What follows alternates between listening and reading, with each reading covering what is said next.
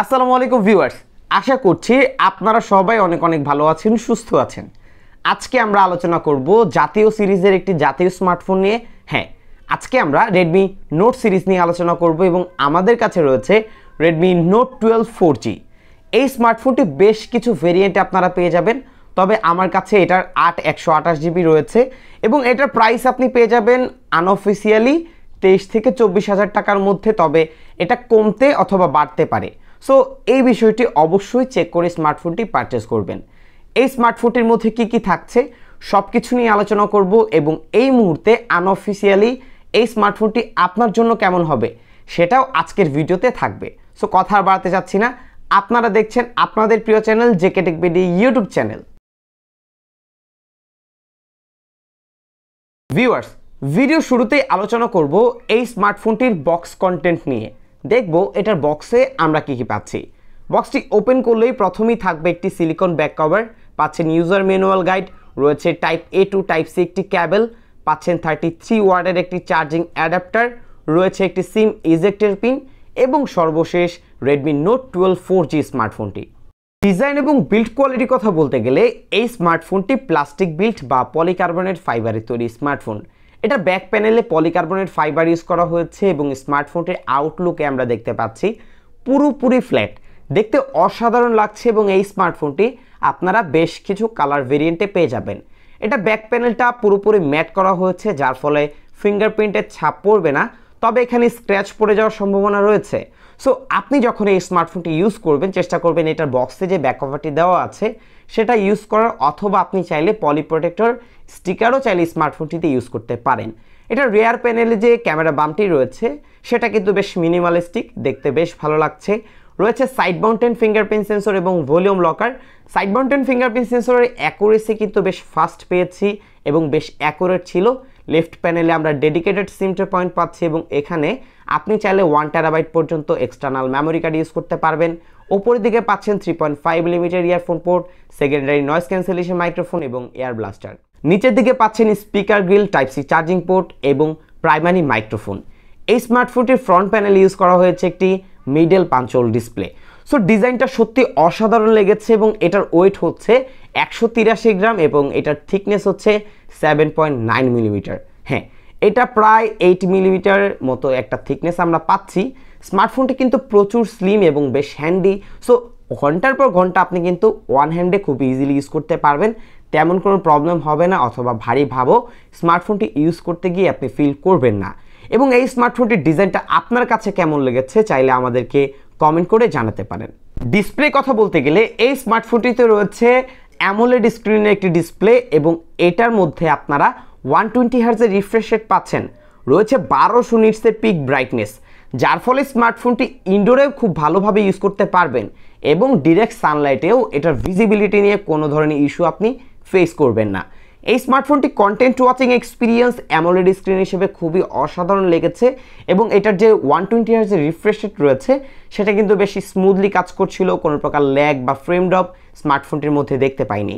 এবং এই স্মার্টফোনটিতে আপনারা কর্নিং গোরিলা গ্লাস 3 প্রোটেকশন পাচ্ছেন, যার ফলে স্মার্টফোনটিতে সহজে স্ক্র্যাচ পড়ার সম্ভাবনা কিন্তু থাকছে না। এবং এই স্মার্টফোনটিতে তারপরও পরামর্শ থাকবে একটি গ্লাস প্রোটেক্টর ইউজ করবেন, এতে করে আপনার স্ক্রিনটা বেশ ভালো থাকবে। সো এই প্রাইস পয়েন্টে এটার যে ডিসপ্লে আমরা পাচ্ছি সেটা কিন্তু খুবই ভালো লেগেছে। পারফরমেন্সের স্পেসিফিকেশন হিসেবে আমার কাছে স্মার্টফোনটির 128 ভেরিয়েন্টটি রয়েছে এবং এটার যে র্যাম আমরা পাচ্ছি তা কিন্তু LPDDR4X এর র্যাম। এখানে আমরা পাচ্ছি 128GB রম। এটা কিন্তু UFS 2.2 স্টোরেজ টাইপ। প্রসেসর হিসেবে ইউজ করা হয়েছে কোয়ালকম স্ন্যাপড্রাগনের 685, যা 6 ন্যানোমিটার আর্কিটেকচারে বিল্ড করা একটি প্রসেসর এবং এখানে জিপিইউ হিসেবে থাকছে অ্যাড্রিনো 610। স্মার্টফোনটির মধ্যে অ্যান্ড্রয়েড 13 পেয়ে যাচ্ছি, পাশাপাশি MIUI 14ও পেয়ে যাচ্ছি। সো নেক্সট যে আপডেটগুলো আসবে সেগুলো কিন্তু খুব ইজিলি চলে আসে, বিশেষ করে Xiaomi বা Redmi ফোনগুলোর মধ্যে। এটা বেশ ভালো লাগে। র্যাম ম্যানেজমেন্টের কথা বলতে গেলে যেহেতু আমার কাছে 8GB র্যামটি রয়েছে, এটার মধ্যে বেসিক যে অ্যাপগুলো আমরা পেয়েছি খুব ইজিলি স্মার্টফোনটিতে রান করতে পেরেছি। বিশেষ করে স্মার্টফোনটির অ্যাপ ওপেনিং টাইমও আমার কাছে বেশ ফাস্ট লেগেছে এবং 7 থেকে 8টি অ্যাপও সুইচ করে ইউজ করেছি, কোনো ধরনের ল্যাগ বা ফ্রেম ড্রপ দেখতে পাইনি। স্মার্টফোনটির মধ্যে আমরা বেশ কিছু হাইন্ডির অ্যাপও ডাউনলোড করি এবং কিছু ফটো এডিটিং এবং ভিডিও এডিটিং অ্যাপও ডাউনলোড করি, যেগুলো অ্যারাউন্ড প্রায় 100 MB প্লাস। সো সেগুলো ডাউনলোড করে দেখেছি, ওপেনিং টাইম বেশ ফাস্ট ছিল এবং ছোটোখাটো ভিডিওগুলো খুব ইজিলি ফাস্ট রেন্ডার করতে পেরেছি। স্মার্টফোনটির মধ্যে যে প্রসেসরটি দেওয়া হয়েছে, যেটা 6 ন্যানোমিটার আর্কিটেকচারে বিল্ড করা প্রসেসর, এটা দিয়ে আপনার বেসিক লেভেলের যে কাজগুলো আছে খুব ইজিলি স্মার্টফোনটির মধ্যে করতে পারবেন, কোনো ধরনের কোনো প্রবলেম ফেস করবেন না। বিশেষ করে যারা সোশ্যাল মিডিয়া লাভার আছেন তাদের বেশ ভালো সাপোর্ট দিতে পারবে, কারণ এখানে যে মেইন ক্লক স্পিড পাচ্ছেন সেটা কিন্তু 2.8 GHz, যার ফলে এটার ইন্টারনেট ব্রাউজিংটা বেশ ফাস্ট পেয়েছি। স্মার্টফোনটির মধ্যে আমরা বেশ কিছু গেমও খেলে দেখেছি, যেমন পাবজি লাইট, ফ্রি ফায়ার খেলেছি, কোনো ধরনের কোনো প্রবলেম হয়নি, খুব ইজিলি স্মার্টফোনটিতে রান করতে পারবেন। বিশেষ করে গেম খেলার ক্ষেত্রে সাধারণ যে বিষয়টি আমরা দেখতে পাই, ফোনটা কিন্তু প্রচুর হিট হয়ে যায়, বাট এটা আমার কাছে তুলনামূলক বেশ কমই লেগেছে, বেশ ভালোভাবেই রান করতে পেরেছি। তবে স্মার্টফোনটির মধ্যে আপনারা পাবজি খেলতে গেলে অথবা কল অফ ডিউটি, আশফল 9 এই ধরনের গেমগুলো খেলতে গেলে কল অফ ডিউটি মোটামুটি অপটিমাইজ আছে, সেটা বেশ ভালো সময় ধরেই খেলা যায়, 30 মিনিট 40 মিনিট খেললে কোনো প্রবলেম হবে না। বাট স্মার্টফোনটির মধ্যে পাবজি খেলতে গেলে মাঝে মাঝে কিছুটা ল্যাগ, ফ্রেম ড্রপ দেখতে পাবেন। সো এটা দেখাটাও খুবই স্বাভাবিক। এটা আসলে ফুললি গেমিং বেস কোনো প্রসেসর নয়, বাট এটার যে প্রসেসরটি রয়েছে সেটা আপনার কাজগুলো খুব ইজিলি হ্যান্ডেল করতে পারবে। ক্যামেরার ক্ষেত্রে এই স্মার্টফোনটির রিয়ার প্যানেলে ট্রিপল ক্যামেরা দেওয়া হয়েছে। এটার মেইন ক্যামেরা হচ্ছে 50 মেগাপিক্সেল, যার অ্যাপারচার f1.8 রয়েছে, 8 মেগাপিক্সেল একটি আলট্রা ওয়াইড লেন্স রয়েছে, 2 মেগাপিক্সেল একটা macro sensor. Front selfie camera পেয়েছি 13 মেগাপিক্সেল। সব থেকে সারপ্রাইজিং ব্যাপার লেগেছে যে এই প্রাইস পয়েন্টে এখন কিন্তু অনেক ব্র্যান্ড আলট্রা ওয়াইড লেন্স দিচ্ছে না। সো এটা কিন্তু আমাদের জন্য খুবই কাজের একটা লেন্স, আমাদের খুবই কাজে লাগে। সো আশা করছি প্রতিটা স্মার্টফোন ব্র্যান্ড এই দিকে অন্তত লক্ষ্য রাখবে। সো এই জন্য অন্তত রেডমিকে অ্যাপ্রিসিয়েট করছি।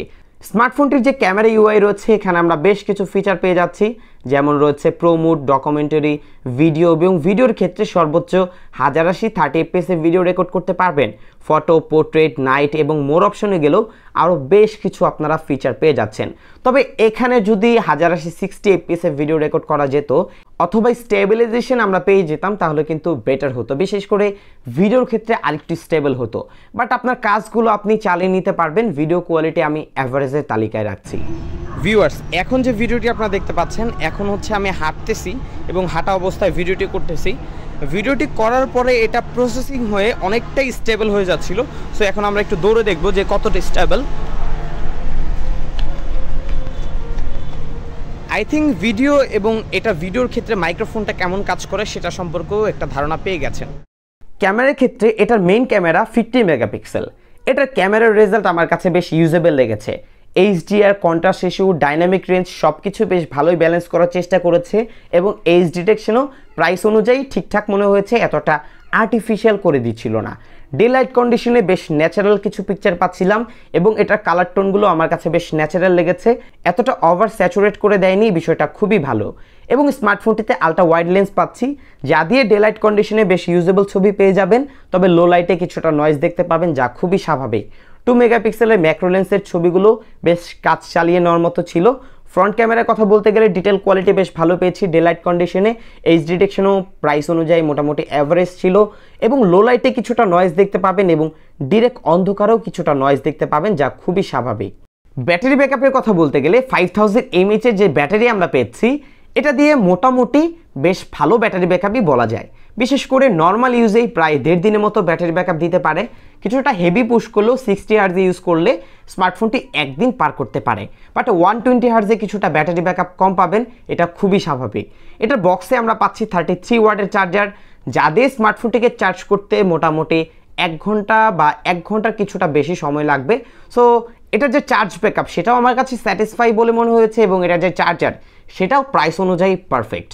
প্রাইস অনুযায়ী আনঅফিসিয়াল এই স্মার্টফোনটিকে যদি আমি বিবেচনা করি, সেই ক্ষেত্রে 23 থেকে 24,000 টাকার মধ্যে এটার মধ্যে যে স্পেসিফিকেশন আমরা এই মুহূর্তে পাচ্ছি সেটা কিন্তু ঠিক আছে, বাট এটা প্রাইস কিছুটা কমেও যেতে পারে, বাড়তেও পারে, অবশ্যই চেক করে দেখে নেবেন। তবে এই প্রাইস পয়েন্টে স্মার্টফোনটির ডিজাইনটা অসাধারণ ছিল। সাইড মাউন্টেন ফিঙ্গারপ্রিন্ট পেয়েছি, যা বেশ ফাস্ট ছিল।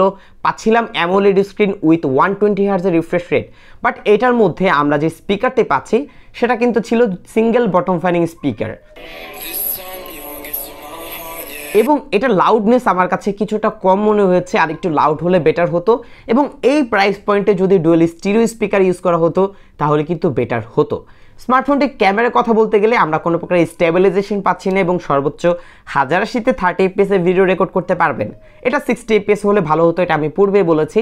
বাট ক্যামেরা ফটো কোয়ালিটি এবং ফ্রন্ট ক্যামেরা ফটো কোয়ালিটি সেটাও কিন্তু আমার কাছে বেশ ইউজেবল লেগেছে। সো প্রাইস অনুযায়ী সব কিছু মিলিয়ে র্যাম, রম, প্রসেসর সব কিছুই আনঅফিসিয়াল স্মার্টফোন হিসেবে 23,000 টাকায় একটি বেটার ডিল হতে পারে। সো ভিউয়ার্স, এই ছিল আজকের ভিডিও। যদি ভিডিওটি ভালো লেগে থাকে অবশ্যই ভিডিওতে লাইক করবেন, কমেন্ট করবেন, শেয়ার করতে ভুলবেন না। বিদায় নিচ্ছি আমি জাকারিয়া হাসান পার্থ। আসসালামু আলাইকুম।